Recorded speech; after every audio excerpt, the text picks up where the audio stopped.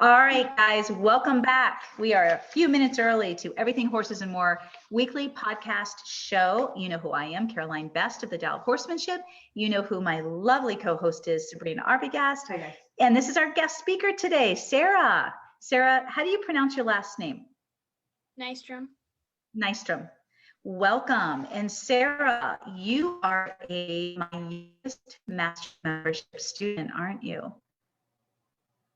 I think so. Guess what? You are. You're what, 16? 15. 15. So you have been following me for what, 3 years now? I think over 2 years, maybe. I have a letter that you hand wrote in pencil to me when you were 12 years old. I keep all that stuff, you guys. So I've got it in my little safekeeping box. So I have that. So it's been 3 years. And yesterday, or this morning, actually, you guys, we have a mom and daughter that just joined, and her daughter will be the second youngest.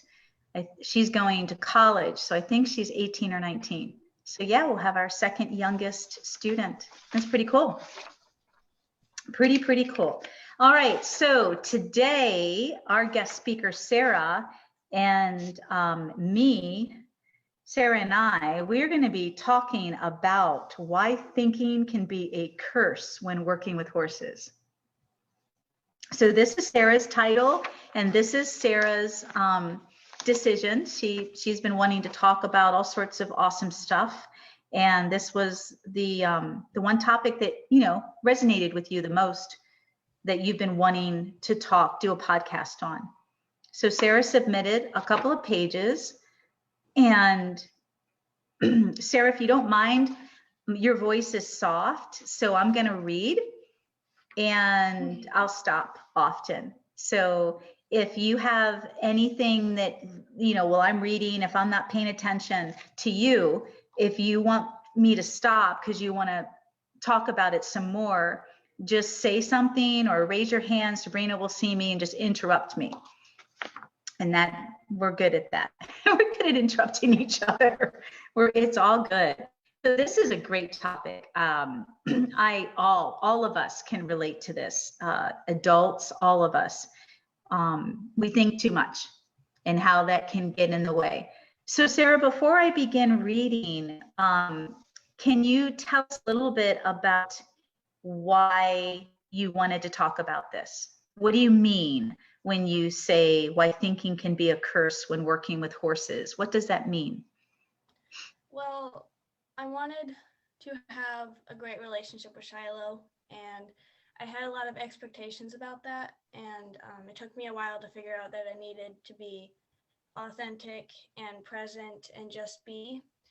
And for the longest time, I thought I knew what that meant, but I didn't really know what it meant. And I would think about being present, but I wasn't really present. And being present is just, breathing and listening to your horse and taking one step at a time. So, yeah. Mm-hmm. That's a lot. We're all like, yeah, that's a lot. That's a lot to master, a lot to understand, a lot to work on. Absolutely. Give us an example of when it wasn't working for you, and then an example when it does work for you in Shiloh. So what's it like when it's not working, when you're thinking too much? What does that do?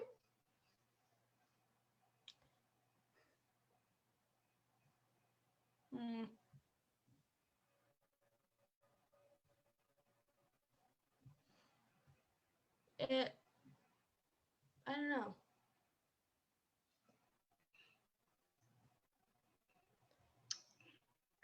So let me help you out, since you and I work a lot together and I get to see your beautiful videos of where you guys are and where you're headed.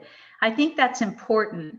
And I'm bringing it up for you particularly because of your age and who you are in life in general with your age and where you are in your studies with the program. And I'm bringing it up because I have found working with you very hard on yourself.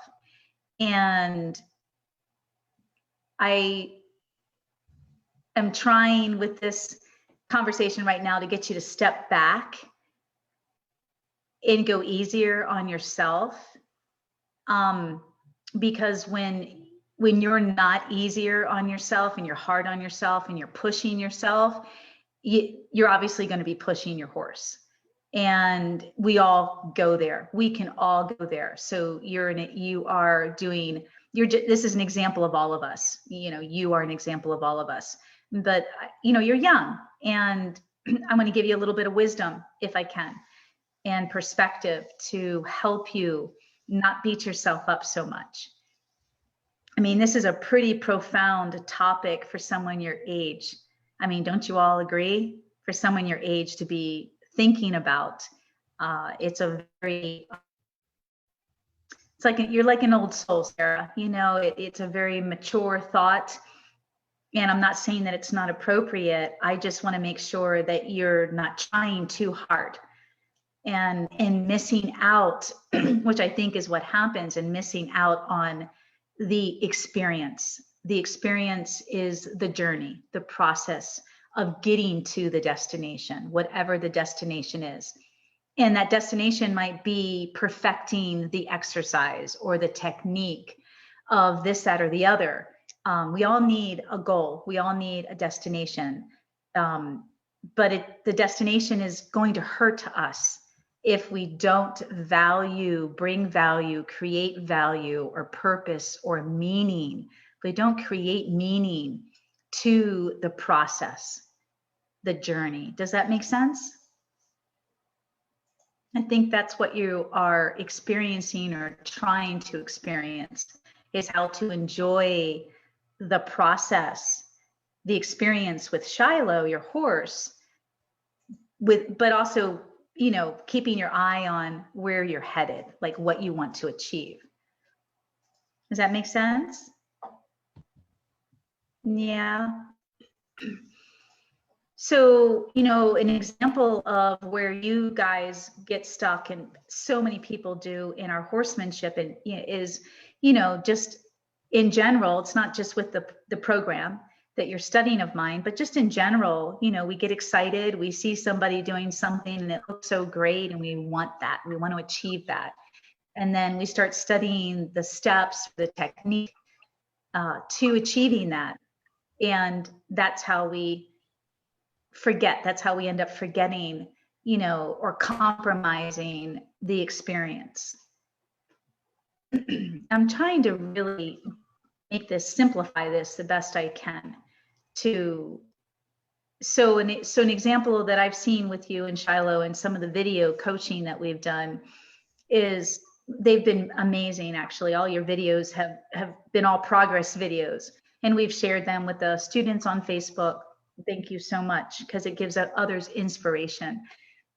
But before you send me the videos, you'll send me an email where you're disappointed or you're frustrated with yourself, like we all get. And, you just want it so bad, whatever it is, you want to achieve that so bad. But when I see the videos, I see joy. I see you going slow, which is beautiful, and taking your time and being very mindful with your horse. It's beautiful. I don't see you like getting on her case and making things happen and getting her all worked up. I don't see any of that. And how many of us do that?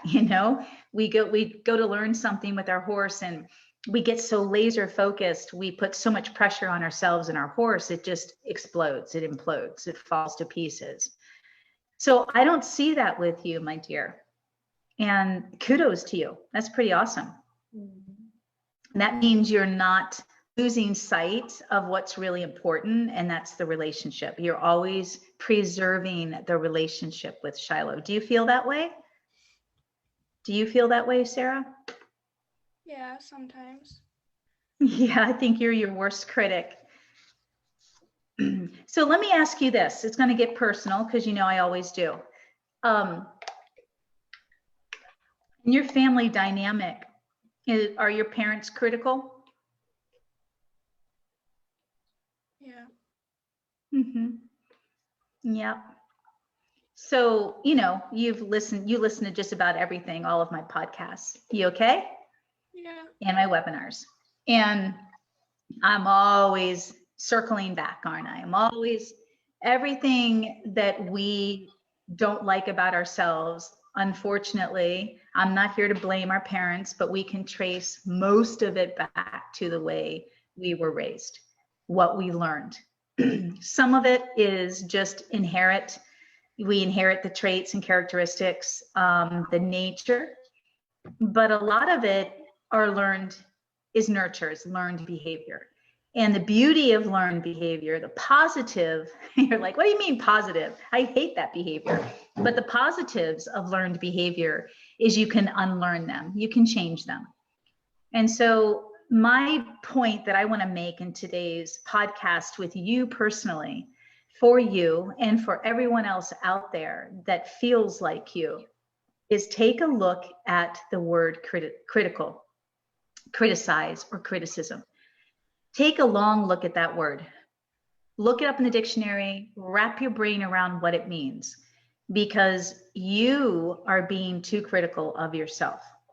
And so when you named this podcast, Why Thinking Can Be a Curse When Working with Horses, I know you. I knew exactly where this came from. And you are, one word that sticks out for me, resonates for me, is you are so critical of yourself. And you're young. Where does that criticism come from? We learn it. We learn to be critical of ourselves because someone else has been critical of us. Or we see sometimes our parents, aren't that way towards us, but they're that way towards themselves or towards someone else. And it's just something we pick up and we learn unconsciously. Does that make sense? Yeah.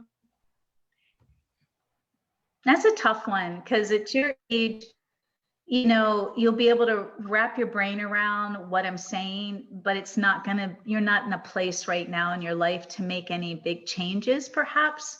So it might be something that just has to sit with you for a while, a few years, and then you'll wake up one day and go, oh my God, that's what Caroline meant. I mean, how many of us have been there? It's tough being a teenager. It really sucks. It's really a tough time hormonally, emotionally, mentally, physically. It's just tough for everyone. And there's some golden moments in our teenage years for sure, but it's just not easy. Yeah, I see it on Peyton. Yeah, you see it with your daughter, same age. Absolutely. And same age. It doesn't matter how amazing your moms are. No, yeah, because I still screw up all the time.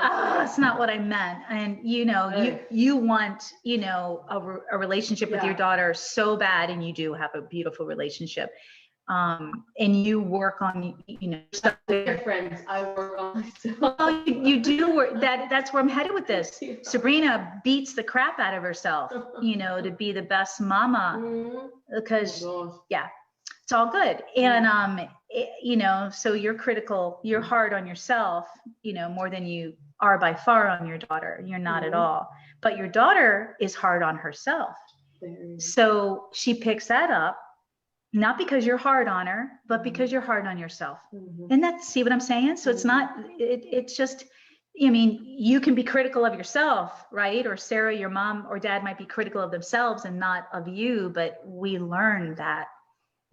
And this is important, you guys, because this is the number one major challenge for all of you in horsemanship, is the word being critical.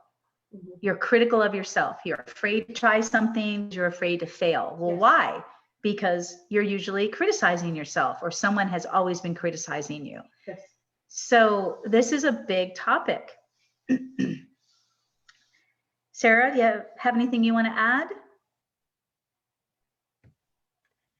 Well, yeah, I am pretty critical of myself and rude myself, because there's a lot of things to think about and I feel like I'm not getting it all, but I need to I need to let myself grow, like let Shiloh tell me what I need to grow on instead You need to be a kid.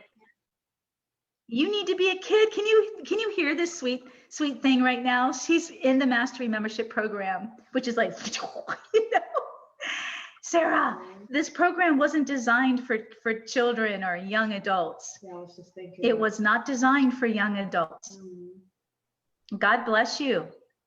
So take your time, get what you can get, and enjoy your horse. Enjoy your horse. And like you just said, she'll tell you, and I'm always here to help you. I'm always here to help and guide you.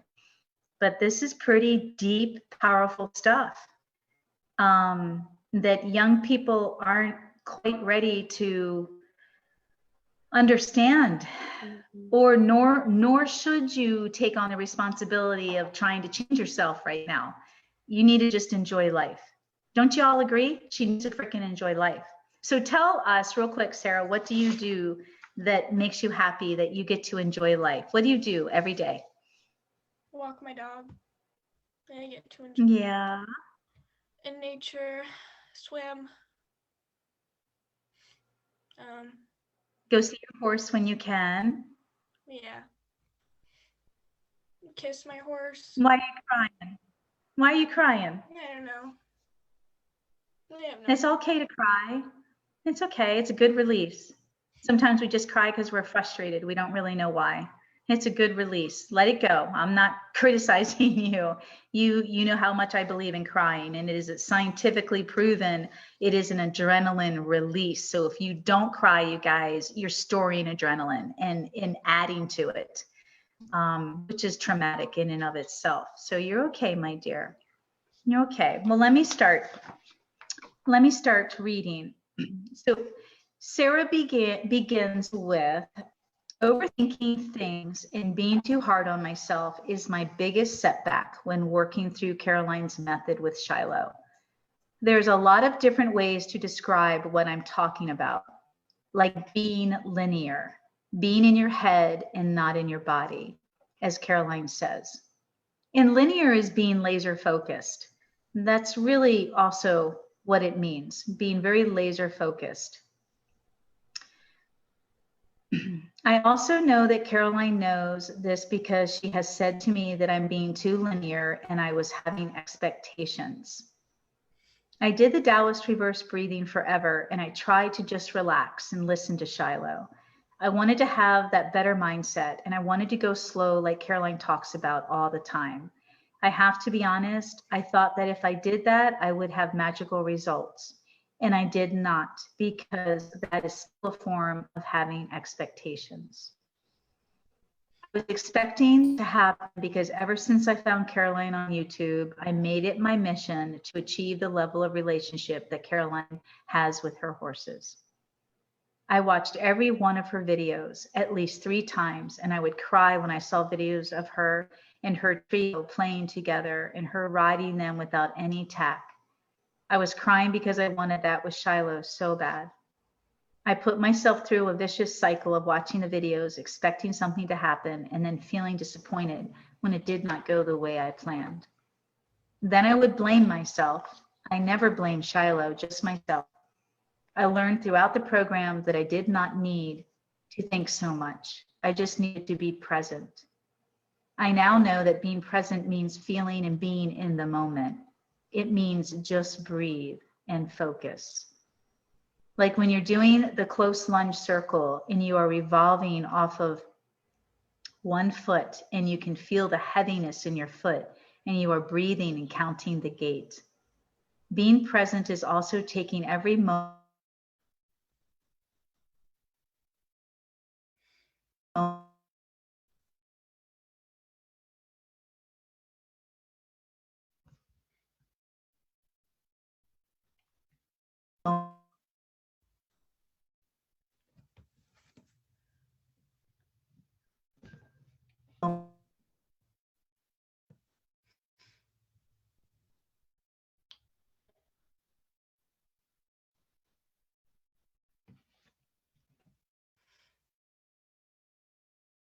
Yes.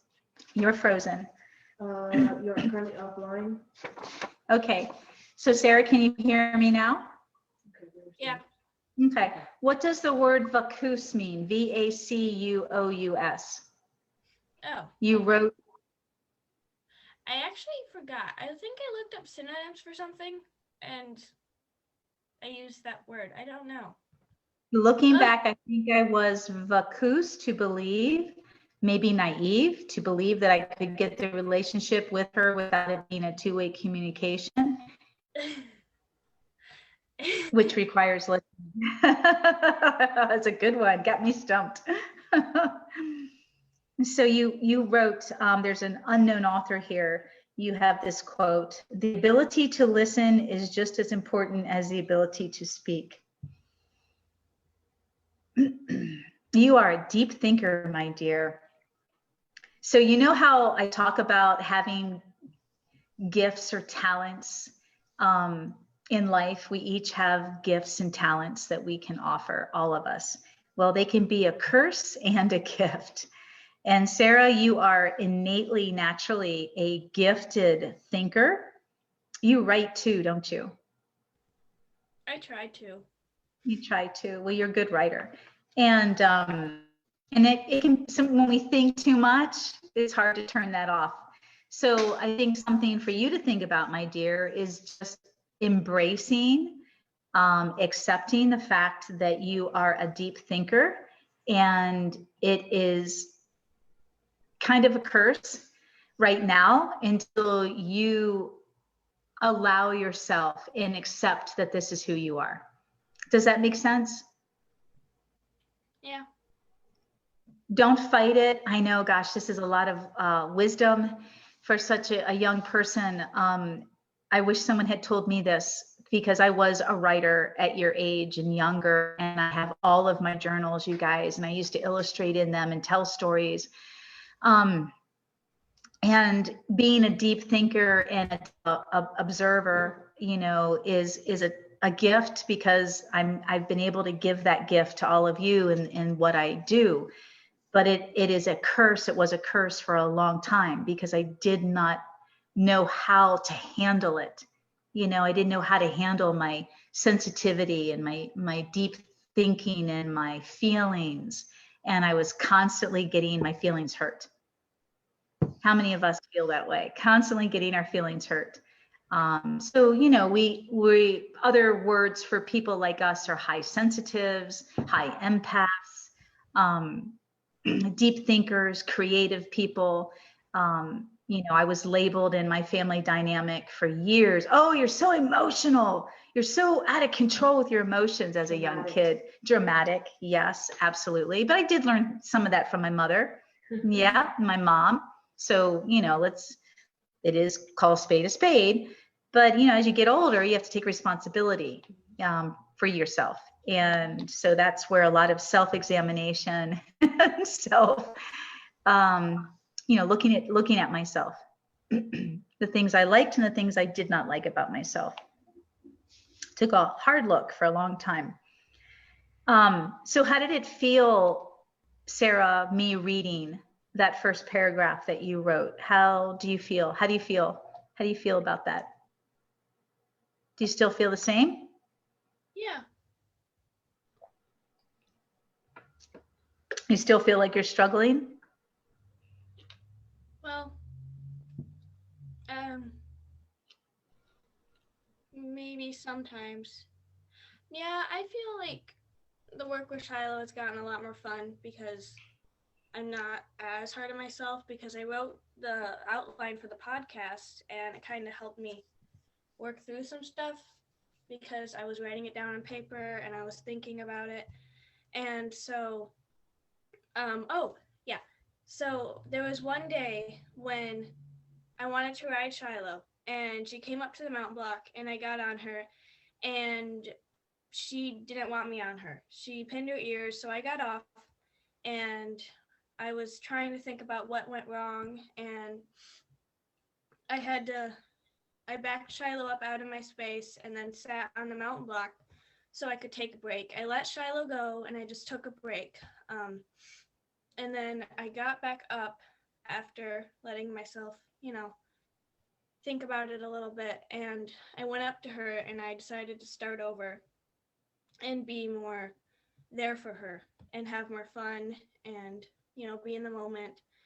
And it was, I don't know, since then it's been a lot more fun to work with her, and I've been loving on her more, and she's giving that back to me and other kinds of cool stuff, I guess. Yeah, that's beautiful. And she plays with you.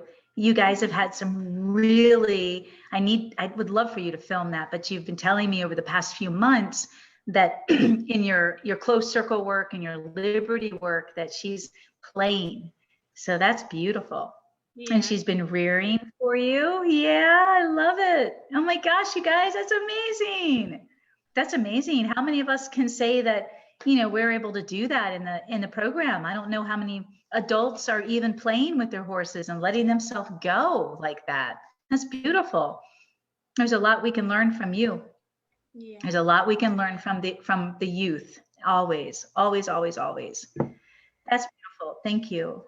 So what changed when you got up from the mounting block and went back to Shiloh and you said you started over again? What did something change? Did it get better? Well, yeah, kind of like going back to the spirituality of horsemanship, where you talk about how you were when you were like a child, and how you were around horses when you were a child, just kind of having fun and not trying to be so mechanical and getting the techniques down, but more of, I don't know, just being blissful, I guess, with your horse. Blissful. Yeah. Exploratory. When I think about where I was as a child and all the amazing things I did with my late horse, those are the things that I do now with my horses and what you all are learning. And, the Black Stallion series was my biggest influencer. And I think, the age of 9 when Brandy was given to me as a backyard horse. And so I am self-taught when it comes to laying down with your horse, when it comes to teaching your horse tricks, when it comes to doing liberty work in a 500-acre field of hay, when it comes to riding bridleless in a 500-acre fields, ponds, woods. I don't know how long it took. It could have taken probably 2 years when I think back to achieve all of that.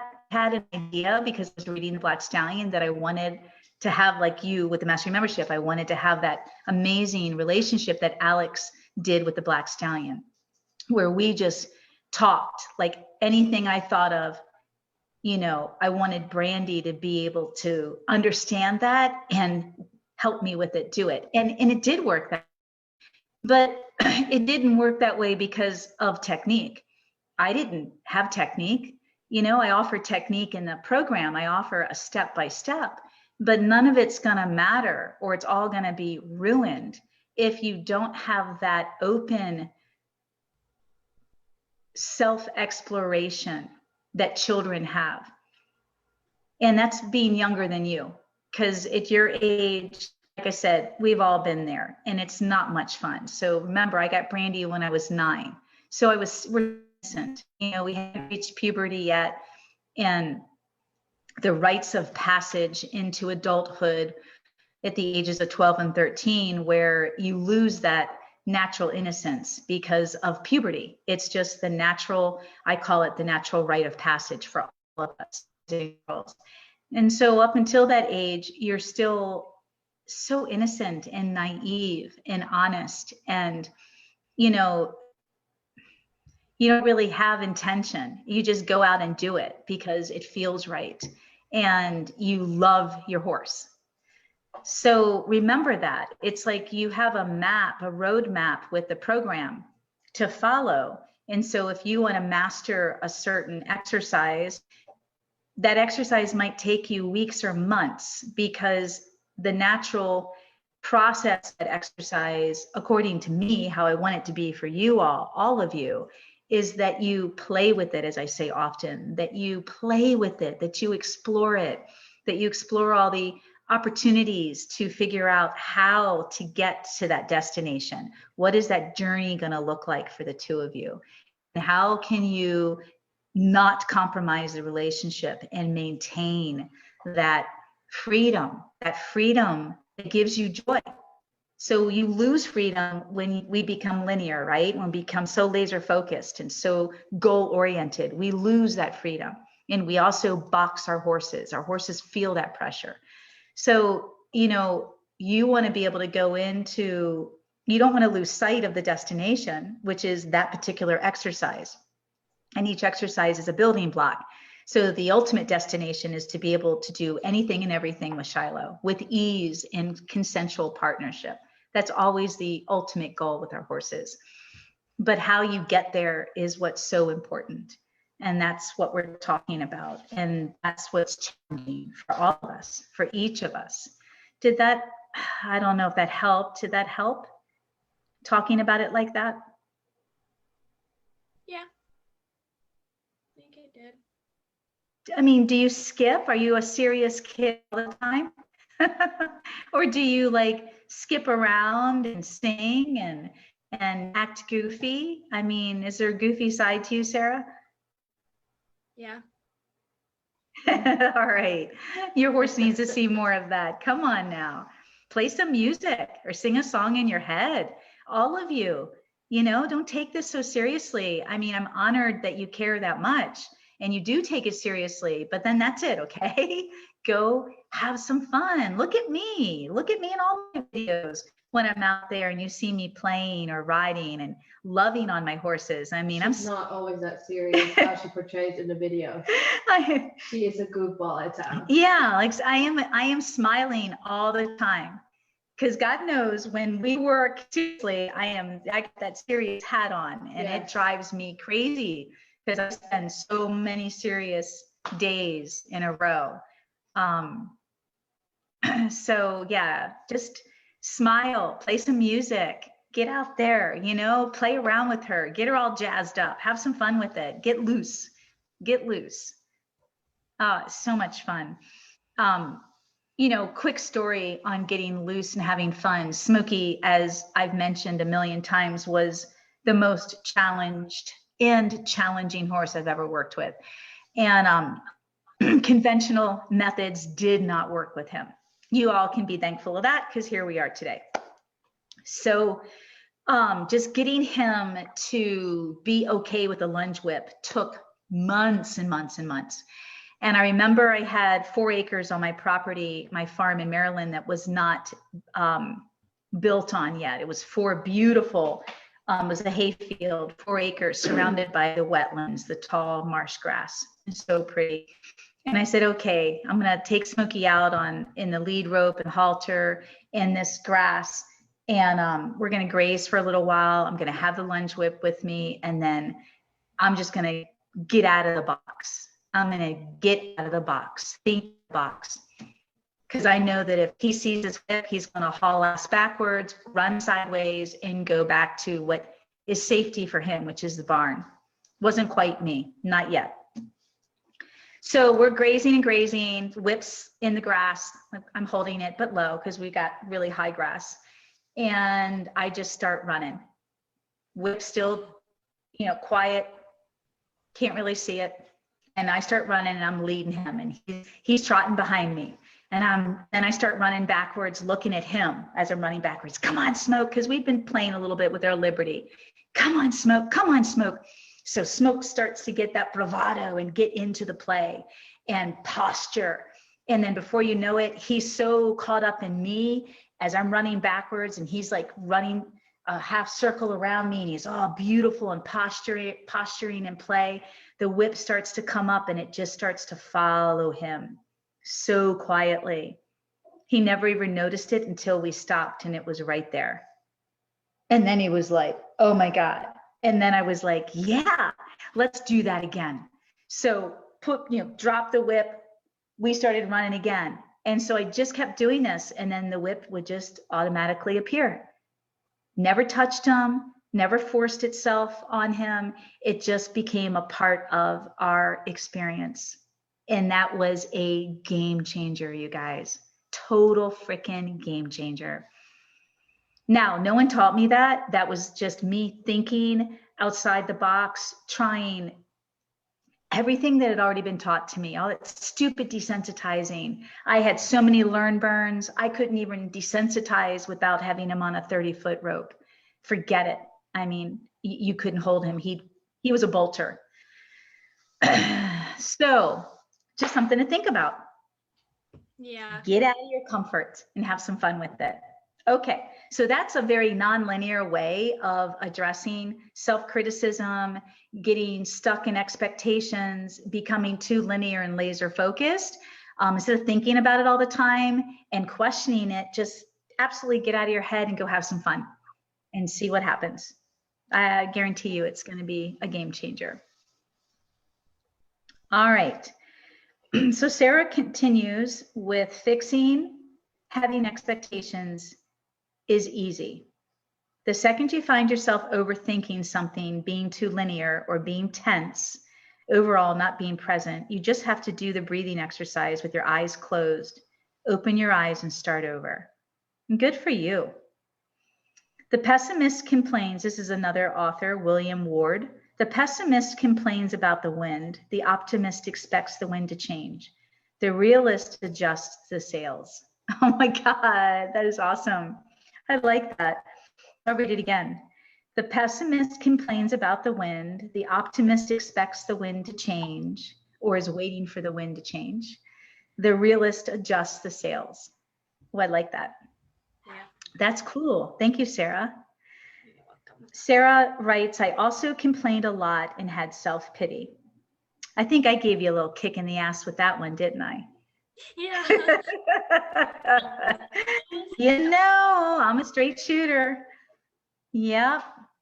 Sarah writes, we all need that from time to time, right, Mama? Oh gosh. Gave you the same talk the other week. All the time. Did your daughter some good too? Yeah, absolutely. I would strain and stress myself to figure out what was wrong with me and what I was doing wrong. That is also an example of overthinking things and criticizing yourself. I needed to just relax and address the situation as a lesson and then move on from it. Easier said than done, right, guys? You are an old soul, my dear. I'm saying this. Sarah's not writing this. Sarah is an old soul. So Sarah writes, that is the leader Shiloh needs. I now know to relax, be in the moment, listen to what Shiloh has to offer and work through that. Challenge myself instead of pity myself and to take things that go wrong and learn from them. This is all because of Caroline. Thank you so much. I feel like this year I have had a lot of breakthroughs, and it started with a Mastery Membership webinar where Caroline told me to get out of my head and to be there with Shiloh. She told me to take up the energy more so that Shiloh can work through her trust issues. That webinar brought me to all sorts of levels of awareness and growth. It is amazing the level of authenticity and closeness you can share if you're just present and breathing. The partner walking helps with the oneness and such. Present means fully focused on or involved in what one is doing or experiencing. Being present with Shiloh gives me a warm, fuzzy feeling, and it helps me to forget everything going on in my life and everything going on in my head. You owe it to your horse to go slow and be in the moment. We can catch so many things when we go slow and listen. Overthinking things causes us to miss what is really there. We have a skewed perception of what is going on. We are focused on how things should be going instead of how they are going. Just breathing and getting out of our heads helps tremendously with the relationship we want to create with our horses. Thinking too much will ruin a horse's trust in you because you're not being clear. I thought too much about if my horse didn't like me, why doesn't she do this, that? Shiloh needed me to show her I'm worthy of being her leader and her guide. I needed to step it up and see where she was instead of where I wanted her to be. Right now, as I'm writing this, Shiloh still has some trust issues and it shows up at the mounting block. Caroline's advice is to use bigger energy to help Shiloh work through whatever she's going through. So me and Shiloh are working on trotting and then coming into me and sending her back out, and also partner walk trotting, helping her feel safe in that energy field. Shiloh's really starting to come out of her shell now. She's doing really good at the trotting and picking it up quickly. It's so much fun now to work with her because after 3 years, I can finally just be with her. I don't need to be anything more than myself, and that's all horses want. Ooh, that was powerful. How old are you? How old are you? You're really not 15, are you, Sarah? There's always something you can improve on, but the point is that if you beat yourself up and think too much, then your horse won't be interested anymore. You just need to be authentic and clear. Just be real. Clear just means honest, you guys. If you don't feel good today and you're in a bad place, just talk to your horse about it. That's what they want. They don't want you to hide it. It scares them. It scares them when you hide all that stuff because they can see right through it. They can see right through it, and then they don't trust you. So she just wants me to be authentic and clear, and that's all the horse wants from you. Once you figure out how to get to that place, it's amazing. I promise. Be kind to yourself and let yourself get there. God bless. Oh my God, I think I'm going to cry. Sarah, that's beautiful. You should be a writer. You are a writer. You're very good at communicating and expressing yourself. That was beautiful. Do we have any comments or questions? We have a ton of comments. Yes. I bet everybody is so proud. They're probably all talking about how amazing Sarah is. We are all constantly amazed with you, Sarah. Yes. Sarah, do you have anything you want to add, my dear? Well, when you were talking about with Smokey and how you were playing with him with the whip, I was thinking about a week ago, Shiloh, it was like we've had a lot of rain here in Michigan, a ton. It's like every other week we just get flooded. Every day here. Yeah. That's crazy. It's just like 3-day long rainstorms. Anyway, so Shiloh, I let her go into the pasture, and her friends were all the way in the back of the field, and I told her she can go, and she didn't leave because there's a creek there, and I don't know what, I guess she didn't want to go through the water. So I took my shoes off and I got in the water, and then she got in with me, and it was so cute. And then she walked off to her friends. It was a lot of fun. Oh, that's beautiful. Oh, that's beautiful. I wish we had creeks. Well, we had one the other day. We had a river. God. Oh, that's beautiful. You should do more of that with her. Spend more time with her out in the pasture. That was another thing I did all the time, you guys, is just wherever my horse went. You know, we had a small paddock, and then we butted up against 500 acres. So I had permission. I did everything. I did my homework with him every day. So if we weren't in the paddock, I think there's a picture of me. There is a picture of me, or we've redone the website so many times, there may not be any more pictures of me when I was little. But there was one where Brandy was lying down in the paddock on his side, and I was laying up against him. But I used to go out there and read all the time. And then we would go to the hay, and I would just let him go. And I would be doing my homework or studying for hours, and he would be, because he had no grass, he was in a paddock, he would be grazing. God, that farmer was good to me. I mean, when I think back, you guys, I destroyed his hayfield. There was one little section right behind my property before it opened up to the rest of it. And that one little hay wasn't even a field, you guys, but little square. I mean, I grazed him every day on that. I would lay down and flatten the hay with a blanket to do my studies. I mean, that guy, and he let me, we rode every day. So I had a well-worn dirt path along the edges of his fields. Oh, wow. But anyway, you know, I know you don't have that, you can't see Shiloh every day, but if you can spend, you know, all day being with her and taking what you're learning in the program into small little things that you can do with her instead of like one big saturated lesson or session, that makes a big difference. So that's where you can kind of keep that connection, like for 3 or 4 hours with her when you're out in her environment. with her buddies, but you're asking her to be with you too. So that's another creative way. I used to do that as an adult when I had my private horse farms like I have now. I'll do that. So when I can't spend individual time with all of my horses, I have so many, I'll go out with the group and spend time. And that way I get to engage with each one.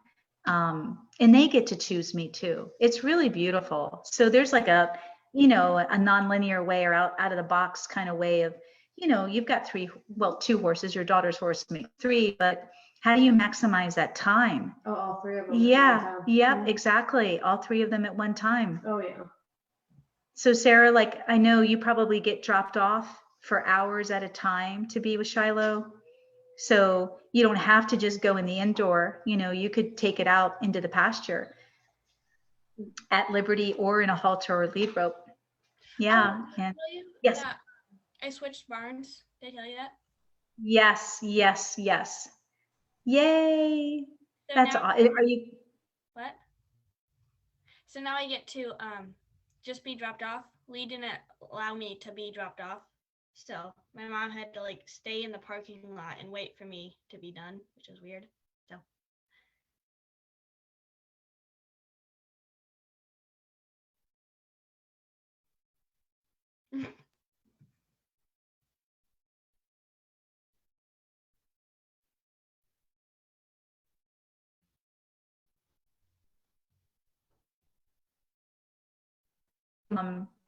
I mean, I've never been that way because the young kids that would come to me were always with me, Mm-hmm.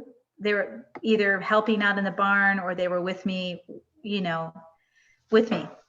like Sydney, always. And when Jen's girls would come, absolutely, Jen was there. But yeah, so the new place, you're allowed to be there by yourself? Mm-hmm. Good, awesome. Well, thank you. You have anything else you want to add before we wrap it up? Can't believe an hour has gone by. I know, over an hour. That's what happens when you're having fun. Early. Yeah.